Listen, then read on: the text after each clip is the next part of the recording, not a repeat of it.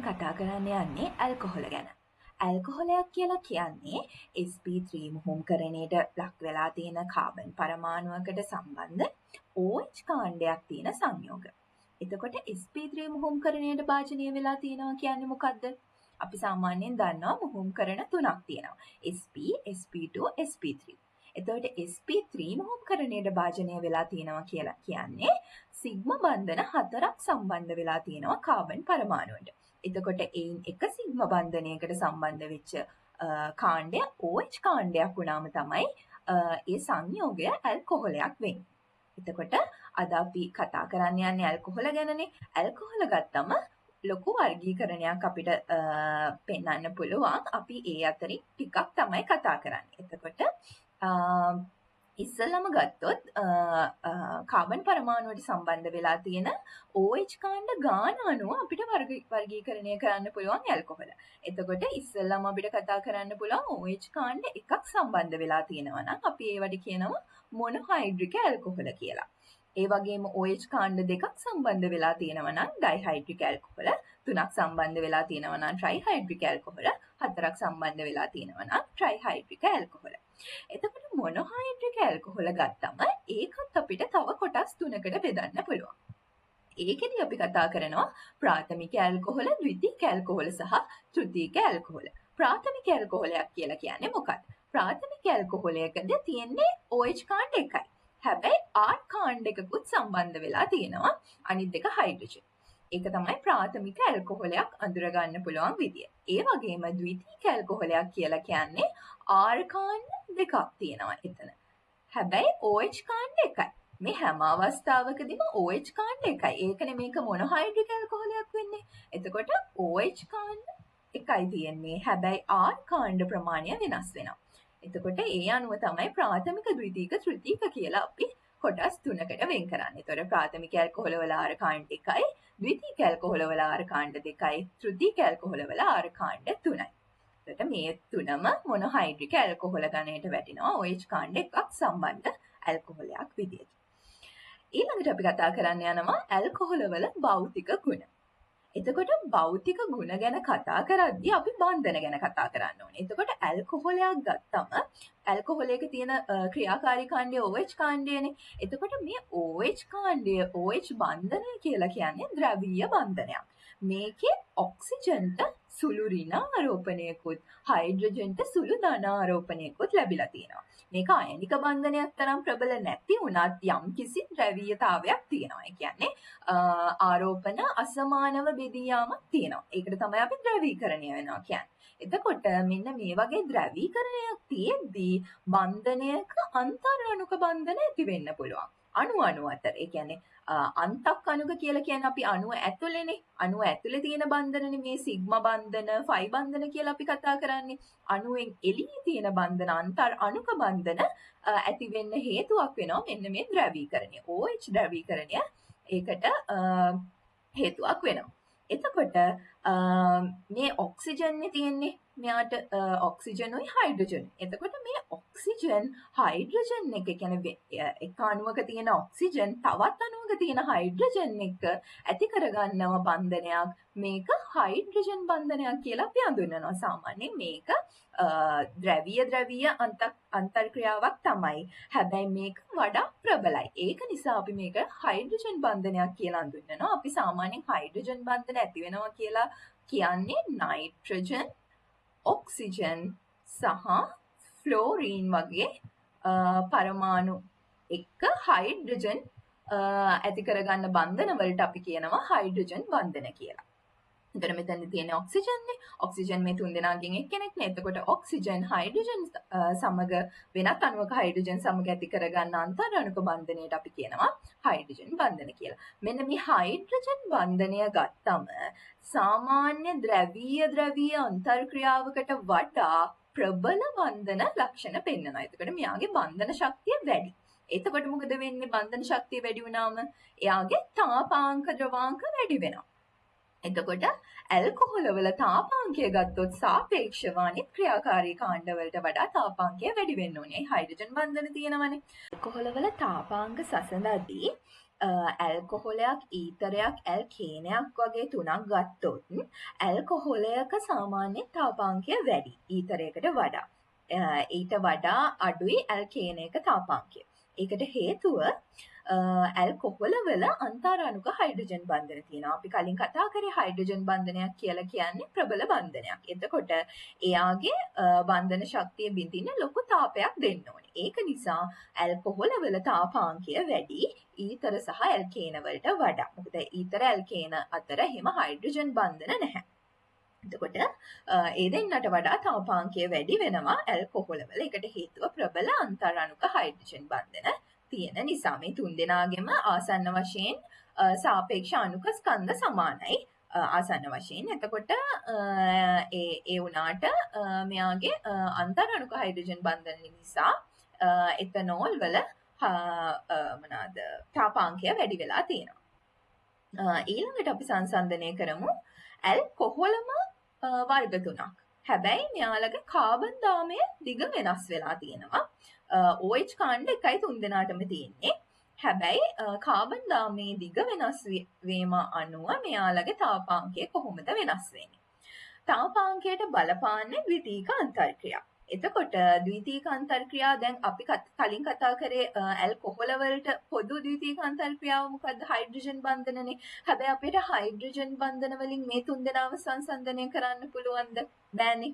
ඇයි මේ තුන් දෙනාටම OH කාණ්ඩ තියෙනවා. එතකොට මේ තුන් දෙනාටම තියෙන්නේ එක OH කාණ්ඩයයි. ඒක නිසා අපිට ඒකෙන් හයිඩ්‍රජන් බන්ධන තියෙනවා කියන එකෙන් මේ තුන් දෙනාව වෙන් කරලා අඳුර ගන්න බෑ තාපාංක. අපිට ඒකට වෙන මොකක් හරි සාධකයක් සලකන්න වෙනවා. එතකොට අපි මෙතනදි සලකන්නේ ලන්ඩන් බල, වැන් ඩර් වාල්ස් බල. එතකොට මේ වැන් ඩර් වාල්ස් බල වැඩි වෙනවා කාබන් දාමේ දිග වැඩි වෙන්න. එතකොට ඒ වගේම තමයි අණුක ස්කන්ධයත් වැඩි වෙනවා. එතකොට අණුක ස්කන්ධය වැඩි වෙනවා. එතකොටත් තාපාංකය වැඩි වෙනවා. එතකොට ලොකු අණුක ස්කන්ධයක් තියෙනවා කියලා කියන්නේ ලන්ඩන් බල ප්‍රමාණය වැඩි. එතකොට ඒ ලන්ඩන් බල ඔක්කොම බිඳලා තමයි මෙයා වායුවක් බවට පත් වෙන්න ඕනේ. එතකොට මෙයාගේ තාපාංකය වැඩි වෙනවා කාබන් දාමේ දිග වැඩි එක්කෙනාගේ. ඒ විදිහට තමයි මේ වගේ කාබන් දාමය දිග වෙනස් වෙන ඇල්කොහොල වල තාපාංක සංසන්දනය කරන්නේ. මෙන්න මේ වගේ ඇල්කොහොලය ශාකනය වෙලා තියෙන විදිය වෙනස් වෙද්දී ඇල්කොහොලයක දාමේ දිග වැඩි වෙන්න එයාගේ තාපාංකය වැඩි. එයා ශාකනය වෙන්න එයාගේ තාපාංකය අඩු වෙනවා. ඒකට හේතුව මොකද්ද? මෙයාගේ පෘෂ්ඨික වර්ගඵලය එන්න අඩු වෙනවා. මෙයාගේ කාබන් දාමේ ශාකනය වෙනවා කියලා කියන්නේ. එතකොට මෙයාගේ පෘෂ්ඨික වර්ගඵලය වැඩි වෙනවා කියලා කියන්නේ මොකද්ද? මෙයාගේ පෘෂ්ඨික වර්ගඵලය වැඩි වෙනවා කියලා කියන්නේ මෙයාට ඇති කරගන්න පුළුවන් ලන්ඩන් බල ප්‍රමාණය වැඩි. එතකොට වැඩිපුර ලන්ඩන් බල තියෙනවා කියලා කියන්නේ ඒක බිඳින්න ලොකු ශක්තියක් දෙන්න ඕනේ කියලා කියන්නේ තාපාංකය වැඩි. එතකොට ශාකනය වෙලා නැති ඇල්කොහොල වල තාපාංකය වැඩි. ශාකනය වෙච්ච ඒවට වඩා ශාකනය වෙද්දි මොකද්ද වෙන්නේ? එයාගේ වර්ගඵලය අඩු වෙනවා. වර්ගඵලය අඩු වෙනවා කියලා කියන්නේ එයාගේ ලන්ඩන් බල ප්‍රමාණය එන්න අඩු වෙනවා. එතකොට එයාගේ තාපාංකය එන්න අඩු වෙනවා. එකම කාබන් සංඛ්‍යාව සම්බන්ධ වෙලා තිබ්බත් එයා ශාකනය වෙලා තියෙනවා නම් එයාගේ තාපාංකය අඩු කියලා තමයි අපි සලකන්නේ. හරි. ඊළඟට අපි යනවා ඇල්කොහොල වල ජල ද්‍රාව්‍යතා සසඳන්න. හරිද? ජල ද්‍රාව්‍යතාවය සැසඳීමේදී ඇල්කොහොල වල ජල ද්‍රාව්‍යතාවයට ප්‍රධාන වශයෙන් බලපාන්නේ ඒ ඇල්කොහොලේ අණුක ස්කන්ධය. ඒකට හේතුව මොකද්ද? ඇල්කොහොලයක් ගත්තොත් එයාගේ ආර් කාණ්ඩය කියලා කියන්නේ ජල බීතික කාණ්ඩයක්. ඒ කියන්නේ එයා ජලයට කැමති නැති කාණ්ඩයක් තමයි ආර් කාණ්ඩය කියලා කියන්නේ. හැබැයි OH කාණ්ඩය කියලා කියන්නේ ජලකාමී කාණ්ඩයක්. ඒ කියන්නේ එයා ජලයත් එක්ක බන්ධන හදා ගන්නවා. එයා OH කාණ්ඩය ජලයත් එක්ක බන්ධන හදාගෙන එයා ඒකේ ස්ථායීව ඉන්නවා. හැබැයි ආර් කාණ්ඩය ජල බීතිකයි. එතකොට ජල ද්‍රාව්‍ය වෙනවා කියලා කියන්නේ එයා ජලයත් එක්ක එකතු වෙන්න කැමැත්තක් දක්වනවනේ. එතකොට OH කාණ්ඩය ප්‍රබලයි නම් එතකොට එයා ජල ද්‍රාව්‍යතාවය වැඩි. හැබැයි R කාණ්ඩය ප්‍රබලයි නම් එතනදී ජල ද්‍රාව්‍යතාවය අඩු වෙනවා. දැන් බලන්න මෙතන කතා කරලා තියෙන තුනේ මෙතන මෙන්න මෙයා බලන්න CH3 එක කාණ්ඩයක් තියෙද්දී මෙයාගේ ජල ද්‍රාව්‍යතාවය වැඩි. හැබැයි CH3 CH2 වෙද්දී ජල ද්‍රාව්‍යතාවය අඩු වෙලා තිනවා. ඒ විදිහට කාබන් දාමයේ දිග වැඩි වෙන්න මෙයාගේ ජල ද්‍රාව්‍යතාවය එන්න අඩු වෙලා තියෙනවා. එතකොට ඒකට හේතුව මොකද්ද? මෙයා R කාණ්ඩයේ දිග වැඩි වෙනවා කියලා කියන්නේ ජල බීතික කාණ්ඩ ප්‍රමාණය වැඩි වෙනවා. ජල බීතික කාණ්ඩ ප්‍රමාණය වැඩි වෙනවා කියලා කියන්නේ ආගේ ජල ද්‍රාව්‍යතාවය අඩු වෙනවා. එතකොට මේ කාබන් ඩාමයේ දිගෙන් එන වැඩි වෙනවා කියන්නේ මොකද්ද? සාපේක්ෂ අණුක ස්කන්ධය එයාගේ වැඩි වෙනවා. එතකොට සාපේක්ෂ අණුක ස්කන්ධය වැඩි අයගේ මොකද්ද වෙලා තියෙන්නේ? ජල ද්‍රාව්‍යතාවය අඩු වෙලා. එතකොට සාපේක්ෂ අණුක ස්කන්ධය වැඩි අයගේ ජල ද්‍රාව්‍යතාවය අඩුයි. සාපේක්ෂ අණුක ස්කන්ධය අඩු අයගේ ජල ද්‍රාව්‍යතාවය වැඩි. ඒ විදිහට තමයි ජල ද්‍රාව්‍යතාවය වෙනස් වෙන්නේ ඇල්කොහොල වල. වැදගත්ම මාතෘකාවක් ඇල්කොහොලවල ප්‍රතික්‍රියා ගැන කතා කරන්න.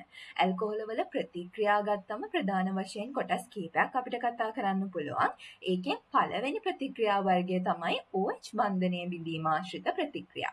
ඇල්කොහොලවල බන්ධන දෙකක් ප්‍රධාන වශයෙන් බිඳිලා ප්‍රතික්‍රියා සිද්ධ වෙනවා. OH බන්ධනය සහ CO බන්ධනය. එතකොට අපි ඉස්සෙල්ලම කතා කරන්න යන්නේ OH බන්ධනය බිඳිලා වෙන ප්‍රතික්‍රියා ගැන. එතකොට ඒ අතරින් අපි පළවෙනියටම කතා කරනවා ක්ෂාර ලෝහ සමග ප්‍රතික්‍රියාව. ක්ෂාර ලෝහයක් කියන්නේ මොකද්ද? ක්ෂාර ලෝහයක් කියලා කියන්නේ ආවර්තිතා වගුවේ පළවෙනි කාණ්ඩයට අයත් වෙන ලෝහයක්. එතකොට ක්ෂාර ලෝහයක් එක්ක ඇල්කොහොලයක් ප්‍රතික්‍රියා කරාම එයා හයිඩ්‍රජන් පිට කරනවා. එතකොට ඇල්කොක්සයිඩ් අයනය සෝඩියම් ප්ලස් එක එකතු වෙලා හයිඩ්‍රජන් පිට කරනවා. ඒක තමයි ප්‍රතික්‍රියාව. මෙතනදී ඔයගලන්ට ප්‍රතික්‍රියාව පෙන්නලා දීලා තියෙනවා. එතකොට මෙන්න මේ ඇල්කොක්සයිඩ් අයනය සෝඩියම් එක්ක සම්බන්ධ වෙලා තියෙන සංයෝගය ප්‍රබල නියුක්ලියෝෆයිලයක් වෙනවා. ඒ වගේම ප්‍රබල භාෂ්මයක් වෙනවා. එතකොට මෙයා ප්‍රබල නියුක්ලියෝෆයිලයක් විදියට අපිට පාවිච්චි කරන්න පුළුවන් නියුක්ලියෝෆිලික් ආදේශ ප්‍රතික්‍රියාවලට වගේ. ඒ වගේම ප්‍රබල භාෂ්මයක් විදියට අම්ල භාෂ්ම ප්‍රතික්‍රියාවලදී අපිට මෙයාව පාවිච්චි කරන්න පුළුවන්. මෙයා ක්ෂාර ලෝහයක් එක්ක මේ විදියට ප්‍රබලව ප්‍රතික්‍රියා කරාට NaOH ඒ කියන්නේ සෝඩියම් හයිඩ්‍රොක්සයිඩ් එක්ක වැඩි ශීඝ්‍රතාවයකින් ප්‍රතික්‍රියා කරන්නේ නැහැ. මෙයා මේක සමතුලිතයක් ඇල්කොහොලයක් සෝඩියම් හයිඩ්‍රොක්සයිඩ් එක්ක තියෙන සමතුලිත ප්‍රතික්‍රියාවක්. එතකොට මේ සමතුලිත ප්‍රතික්‍රියාවේ වැඩි නැඹුරුවක් දක්වන්නේ ආපසු ප්‍රතික්‍රියාවට. ඒ කියන්නේ මෙයාගේ ඉදිරි ප්‍රතික්‍රියාව ලොකු ශීඝ්‍රතාවයකින් සිද්ධ වෙන්නේ නැහැ. එතකොට NaOH එක්ක මෙයාට ඇල්කොක්සයිඩ් අයනය හදන එක එච්චරම සාර්ථක ප්‍රතික්‍රියාවක් නෙමෙයි. එතකොට එයා ජලය තරම් ආම්ලික නැහැ කියලා අපිට කියන්න පුළුවන්. මොකද මේකේ ජලය හැදෙන ප්‍රතික්‍රියාවට වඩා වේගෙන් ඇල්කොහොල හැදෙන ප්‍රතික්‍රියාව මේ අතට වෙනවා. එතකොට මේකේ සමතුලිතයේ මේ අතර ප්‍රතික්‍රියාව වැඩි ශීඝ්‍රතාවයක් දක්වනවා කියලා කියන්නේ අපිට ඒකෙන් නිගමනයකට එන්න පුළුවන් ඇල්කොහොලයක් ජලය තරම් ආම්ලික නැහැ කියන එක. එතකොට ඊළඟට අපි කතා කරනවා දෙවෙනි ප්‍රතික්‍රියාව. අපි දැන් මොනවද කතා කරන්නේ මේ OH බන්ධනයේ බිඳීම ආශ්‍රිත ප්‍රතික්‍රියා. එතකොට ඒකෙන් පළවෙනි ප්‍රතික්‍රියාව ක්ෂාර ලෝහ සමග ප්‍රතික්‍රියාව අපි කතා කරා. දැන් කතා කරනවා කාබොක්සිලික් අම්ල සමග ප්‍රතික්‍රියාව. මේක ප්‍රසිද්ධ ප්‍රතික්‍රියාවක්. අපි එස්ටරීකරණයට ගොඩාක්ම යොදා ගන්න ප්‍රතික්‍රියාව තමයි මේක. ඇල්කොහොලයක් කාබොක්සිලික් අම්ලයක් එක්ක ප්‍රතික්‍රියා කරනවා. එතකොට අපිට එස්ටරයක් ලබා ගන්න පුළුවන්. එතකොට එස්ටරයක් ලබා ගන්න මේක විශේෂ තත්ත්ව තියෙනවා. කාබොක්සිලික් අම්ලයක් නිකම්ම ඇල්කොහොලයක් එක්ක ප්‍රතික්‍රියා කරන්නේ නැහැ. අපි සාන්ද්‍ර අම්ලයක් දාන්න ඕනේ. සාන්ද්‍ර H2SO4 දාලා ඒ වගේම අනිවාර්යයෙන්ම මේක රත් කරන්න ඕනේ. මේක රත් කරේ නැත්නම් මේ ප්‍රතික්‍රියාව සිද්ධ වෙන්නේ නැහැ. එතකොට මේක තමයි එස්ටරීකරණ ප්‍රතික්‍රියාව. මේක අනිවාර්යෙන් මතක තියෙන්න ඕනේ වැදගත් ප්‍රතික්‍රියාවක්. අපිට එස්ටර් හදන්න ගොඩක් ප්‍රතික්‍රියා නැහැ අපේ සිලබස් එකේ. මේක තමයි අපි මේන්ලි පාවිච්චි කරන ප්‍රතික්‍රියාව. ඊළඟට අපි කතා කරන්න යන්නේ CO බන්ධනයේ බිඳීම ආශ්‍රිත ප්‍රතික්‍රියා. ඒ කියන්නේ නියුක්ලියෝෆිලික ආදේශ ප්‍රතික්‍රියා.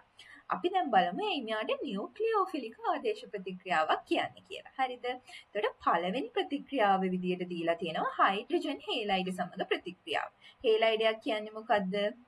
7 වෙනි කාණ්ඩයට අයිති වෙන සංයෝග තියෙන හයිඩ්‍රජන් බන්ධනයක් එක්ක සම්බන්ධ වෙලා තියෙන සංයෝගය. එතකොට මේකට ගන්න පුළුවන් HF, HBr, HI වගේ සංයෝග තමයි හයිඩ්‍රජන් හේලයිඩ කියලා කියන්නේ. එතකොට හයිඩ්‍රජන් හේලයිඩයක් මෙතන HBr තමයි අපි අරන් තියෙන්නේ. එතකොට HBr වගේ සංයෝගයක් ඇල්කොහොලයක් එක්ක කොහොමද ප්‍රතික්‍රියා කරන්නේ? මේක නියුක්ලියෝෆිලික ආදේශ විදියට තමයි ප්‍රතික්‍රියා කරන්නේ. අපි බලමු මේක කොහොමද වෙන්නේ කියලා. එතකොට ඉස්සෙල්ලාම වෙන්නේ මොකද්ද? මේ HBr බන්ධනය ද්‍රවීයයි. HBr බන්ධනය ද්‍රවීය වෙලා තියෙන්නේ හයිඩ්‍රජන්ට සුළු ධන ආරෝපණයකුත් බ්‍රෝමීන්ට සුළු ඍණ ආරෝපණයකුත් ලැබිලා. එතකොට මෙන්න මේ බන්ධනය කැඩෙනවා Br ගේ පැත්තට. මේ මෙතන තියෙන ඉලෙක්ට්‍රෝන දෙක Br ගන්නවා. එහෙම Br ඉලෙක්ට්‍රෝන දෙක ගත්තට පස්සේ ඇල්කොහොලේ තියෙනවනේ අපේ ඇල්කොහොලේ එකසර ඉලෙක්ට්‍රෝන යුගලක් තියෙන ඔක්සිජන්ට. මෙන්න මේ එකසර ඉලෙක්ට්‍රෝන යුගල මෙයා දායක කරනවා මේ H+ට. දැන් මෙයා ඉලෙක්ට්‍රෝන දෙක ගත්තම මෙයා ප්ලස්නේ. එතකොට මේ ප්ලස්ට මේ ඔක්සිජන් මෙයාගේ ඉලෙක්ට්‍රෝන දෙක දායක කරනවා. එතකොට මොකද්ද හැදෙන්නේ? මෙයාගේ Br මයිනස් වෙනවා. ඇයි මේ ඉලෙක්ට්‍රෝන දෙක එයා ගත්තනේ. එතකොට Br මයිනස් වෙනවා. එයාට එකසර යුගලක් එනවා. මේ බන්ධනයේ තිබුණ එකසර යුගල. ඊට පස්සේ මේ ඔක්සිජන් අර එකසර යුගලයක් හයිඩ්‍රජන්ට දායක කරානේ. එතන තව බන්ධනයක් හැදුනා. එකසර යුගලයක් අඩු වුණා. එකසර යුගලයයි මෙයාට ප්ලස් එකක් ආවා. තේරුණාද වෙච්ච දේ? එතකොට ඊට පස්සේ මොකද වෙන්නේ? දැන් මේක අස්ථායි. ඇයි මේ ඔක්සිජන්ට ධන ආරෝපණයක් තියෙන එක අස්ථායිනේ. එතකොට මොකද වෙන්නේ? එතනදී මෙයා R කාණ්ඩයේ තියෙන R කාණ්ඩයට සම්බන්ධ බන්ධනයේ තියෙන ඉලෙක්ට්‍රෝන යුගල ඔක්සිජන්ට දායක කරනවා.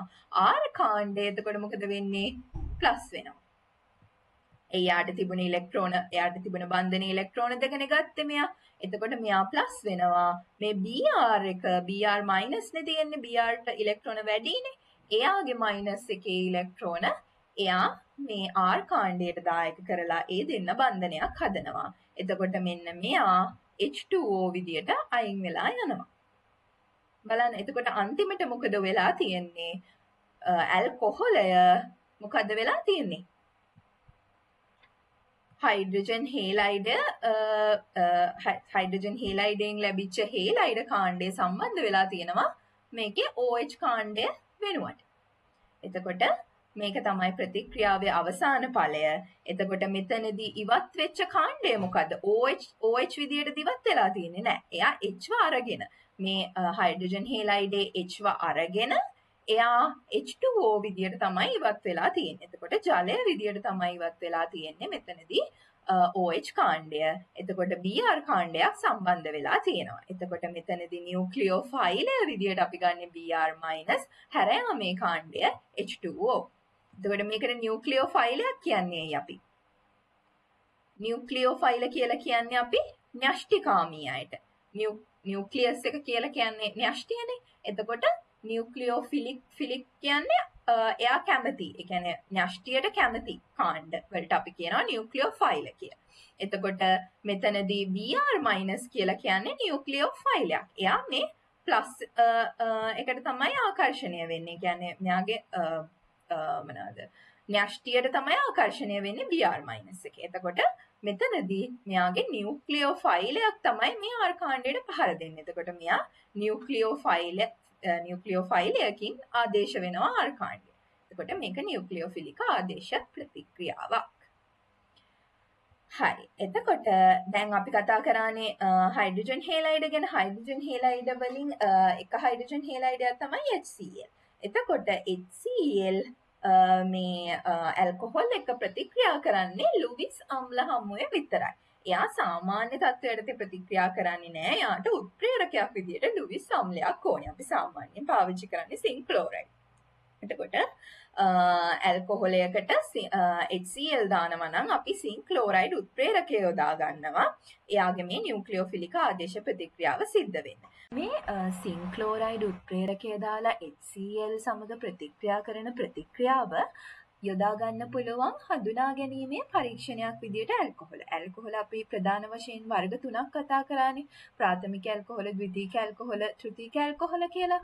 මෙන්න මේ තුන් දෙනා HCl එක්ක ප්‍රතික්‍රියා කරන වේගය වෙනස් වෙනවා. ඒ වගේම තමයි එයාලා ලබා දෙන්නේ අවක්ෂේපයක් HCl එක්ක ප්‍රතික්‍රියා කරලා සින්ක්ලෝරයිඩ් දැම්මම.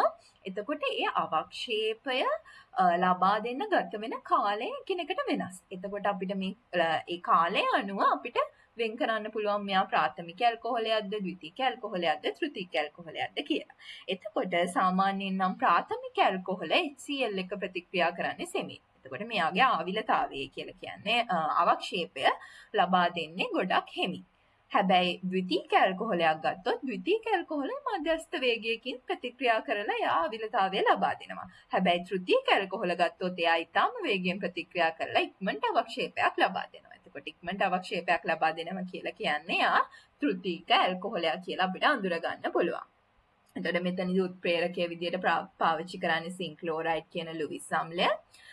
මේකේ වේගය අනුව අපිට ඇල්කොහොල මොන වර්ගයටද අයිති වෙන්නේ කියලා අඳුර ගන්න පුළුවන්.